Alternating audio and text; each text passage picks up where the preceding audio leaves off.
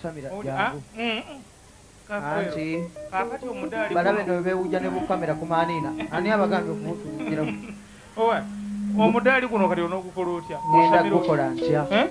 ngenda gukola ntya senkubuga y'omu ku bantu abatabaza obusamamye bw'omanyira be bamu ku bantu abagenda bagamba nti Kafeero ne Ssebatta bayimba batya bonna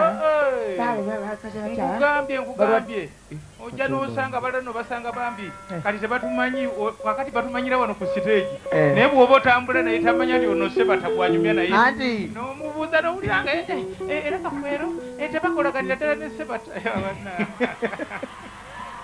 n'omutunuulira nga yenna obwongo bwa buugi eyabadde atusojjokola omuntu oyina emmotoka 7 nti ate ngende kupangisa mmotoka atuwalampa batutabaala mbazudde abantu bano baleka bazze eyomba naye saagala wakiri mubeere nga mwazze Rwana sijja kusamira mwandisamira naye gwe ekikyo kizibu nnyo erinnya Federico. Okay. Ebimu nga bwe bityo ojja bisanga ne mu biru smart wano ku Delta TV mu program ebinu ya Kadonkamu.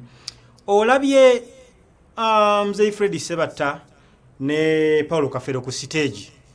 Kitegeeza abasajja bakayimbira bali mpaji y'amaanyi nnyo mu kadongo kamu. Sijja kukigenda wala ebivulu bingi ebyabanene bye babeerangamu.